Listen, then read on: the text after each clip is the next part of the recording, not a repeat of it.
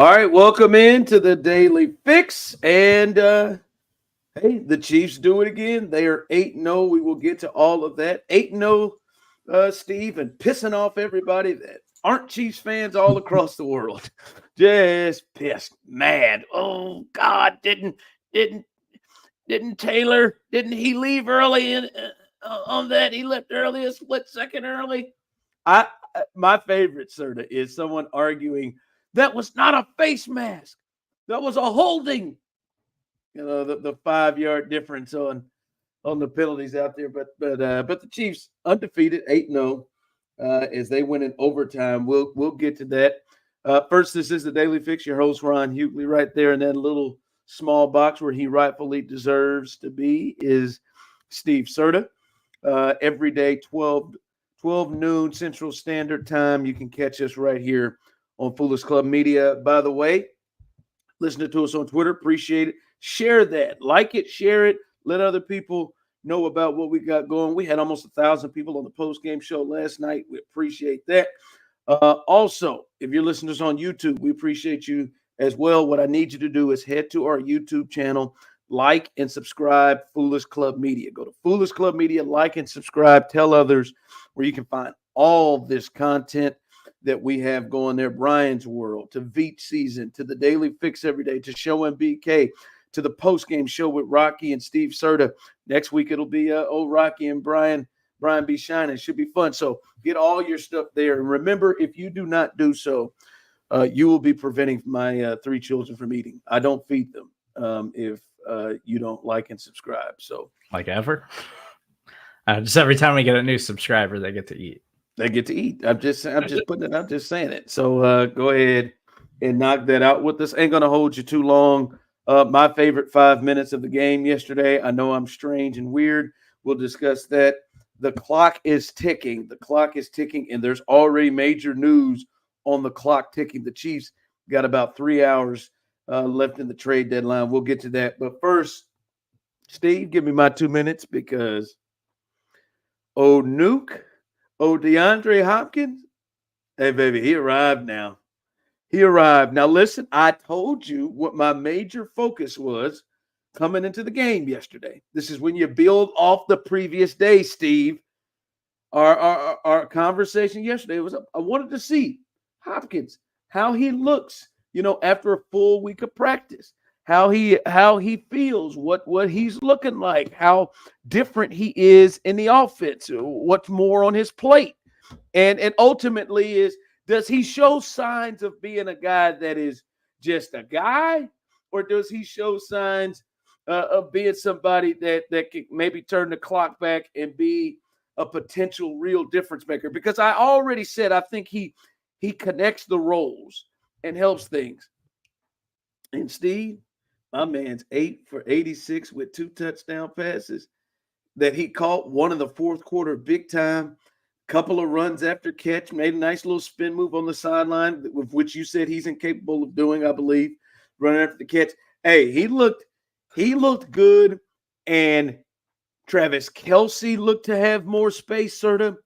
Now, Xavier Worthy, we'll have to figure that out on another day, but it just seemed like there was more space in the middle of the field, and it seemed like between Kelce and Hopkins, Mahomes was just bing, bing, bing, bing, bing, bing at one point.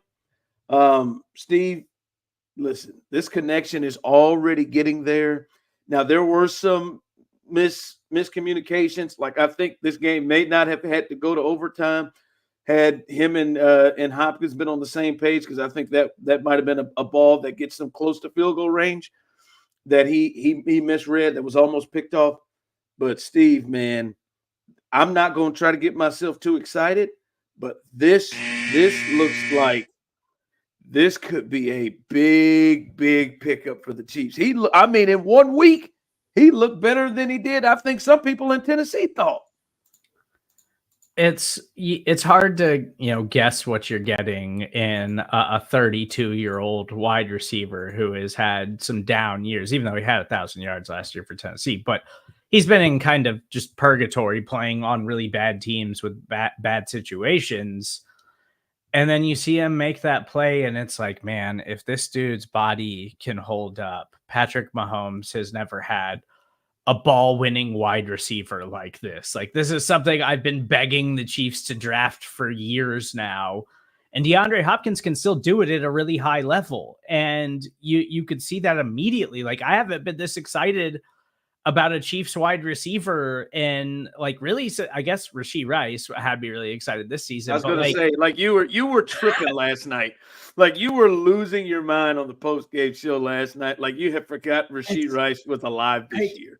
Some of it is I've just always loved DeAndre Hopkins, like, as a player, and I love his game, and it's just so much fun seeing him with Patrick Mahomes. And it's like, man, if they could just keep getting this, like, Hopkins still looks like a number one wide receiver out there who's playing for a championship, who's going to have a chance to play the most meaningful football of his career at the tail end of things. And I'm just really excited. I'm really excited for DeAndre Hopkins and Patrick Mahomes moving forward. Yeah, and you should be. And to be honest with you, I'm excited. Did you see DeAndre Hopkins after the game? I know you were doing the post-game show, but my God, man. He looked emotional, like almost like he was going to break up a couple of times. They're talking, and just in the look in his eye, like it was like, damn, this is what like a football team is like. This is like what a real football team. Like he said, like he was asked. Yeah, I was asked how he got it together. The coaches, these coaches prepare me like he's almost seemed like he was never prepared before. I don't know, Bill O'Brien and Cliff Kingsbury. And whatever Tennessee had rolling, maybe that is the fault that the preparation is a little different from what Andy Reid and the chief staff bring to the table. But man, this is something potentially special, Steve. Potentially really, really special. All right, Clint, Serta, the clock is ticking. The clock is ticking, Steve. As what is it? The deadline ends at 3:00. That's what it is. At 3:00, the trade deadline ends. Was it 4? No, 3:00. It's 3. Yeah, the trade deadline 4 p.m. Eastern, 3 p.m. 4 p.m. Eastern, 3 p.m. Central. It ends at 3:00. And listen, I think the Chiefs need to make a move. I think the Chiefs need to make a move, and I think the Chiefs need to make a move at corner. And I think it's, to me, been an eye-opening experience to watch them face two teams that aren't good at receiver at all, in the Bucs and the Raiders, and to see how those teams were able to get easy ways of being open, creating separation over some of these guys. And there's already been a move, right? Marshawn Lattimore at the Saints. I know the Chiefs were in on that. Marshawn Lattimore is heading to the Commanders. That's just dropped here in the last 15, 20 minutes. So that's third round pick. So that's off the board. The Chiefs have 2 of them. I don't know. I'm not upset with that. I would love to have Marshawn Lattimore for a 3rd round pick. I'm not upset with that, especially, depending on what you'd have to pay. But whatever it is, they got to make a move, Steve. Because I don't trust 13 whenever he gets back. I don't trust 30. And listen, what's his name? Roland with the deep. Roland Watson. Roland Wallace. That fella, I mean, he's an undrafted rookie, as you guys talked about last night. So, I mean, there's not major expectations. And then Joshua Williams, I'm just flat done with. I'm done with him. I'm over him. Not only does he get penalties because he's handsy, not only does he play off like he's scared to death, he also seems to not know what's going on from time to time. The first touchdown drive they got, the big 3rd down and 12 or whatever, is because he carried with the tight end when he was supposed to go outside with the receiver on that blitz, and Brian Cook lost his mind on him when he got stuck out there with Shepard. And that happens often with Joshua Williams. I got a name, Steve. And I got a name that may not be potentially in the trade realm because he's not playing right now. I just think they need to make a change by the end of the year. And you might think this is crazy, but to me, I wouldn't mind taking a look at a Steven Nelson. I wouldn't mind taking it. Now, he is a different player from the Steven Nelson that many Chiefs fans remember when he was in Kansas City. He's played with the Texans the last 2 years. I have covered the Texans the last 2 years. I've watched every snap that he has played the last 2 years, and he has improved, and he would be a very, very good number 2 outside corner that is a tough player, smart player, and is far better than any of the other options. Now, we'll see what kind of money it takes. I would think it would take a ton, especially half the year, but I think he would be a major upgrade because I don't get the sense that 13, 30, or 2, any of those guys can get up to the level of what Watson was at. Yeah, and I think Steven Nelson, didn't he spend some time with the Steelers too? These are the Steelers before, but the last 2 years, Derek Stingley has been on this team. I would say the last 2 years overall, he's been the team's best corner. Now, that has to do with some injury stuff too, but I thought he was the team's best corner over the last 2 years. Yeah, and I would be fine with that. Like, I think there's still there's still some guys like Steven Nelson floating around out there, and the Chiefs might just have to say, okay, that's what we got to do, because it's hard to trade for cornerbacks, and they just updated. The initial report was like, oh, Commanders giving up a 3rd round pick, but the Saints got a 3rd, a 4th, and a 6th for Marshawn Lattimore. Yeah, the Commanders get Marshawn Lattimore and a 5th back. So they wind up giving up 3 draft picks to go get him. And teams just don't trade corners very often. So it feels like the Chiefs just gotta they gotta find a way to do something, because last night it didn't look very good outside. No, like for them, that I'm not going to guarantee you and say that's gonna kill them, but it certainly is on the table.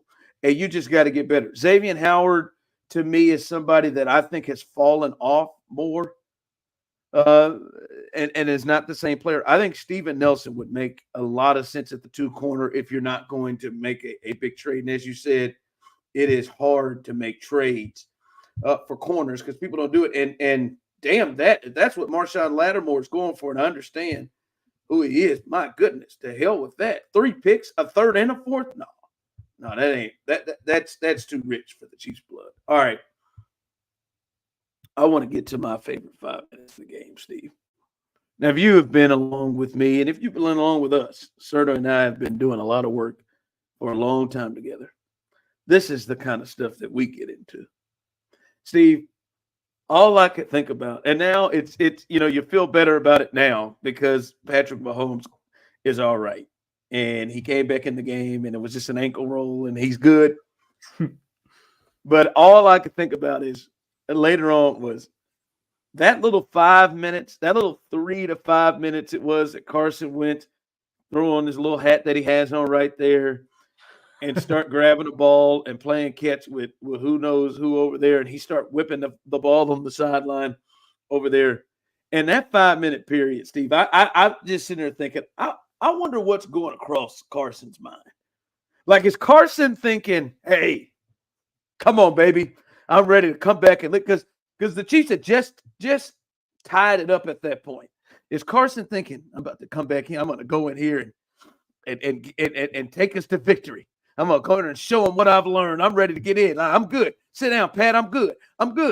Or do you think he was looking over there the way that I think Blaine Gabbert was thinking every time he was sitting over there and something came up? Do you think he was sitting there thinking, throwing over there, but looking over there and like, come on, man, walk, man, walk. I just wonder what was going through Carson Wentz's head in that 5 minutes when he thought there was a chance he meant to go out there and play in that wet ass field. When Troy Aikman was saying on the telecast, yeah, he doesn't get reps at all in practice. I wonder what he was thinking that 5 minute period. I think that Carson Wentz still fully believes in himself. Oh, like he is sitting there saying yes. Like he still believes he is that guy who was an MVP candidate with the Eagles before tearing his ACL. Like, I think Carson Wentz fully believes he is still a franchise quarterback who just needs his opportunity.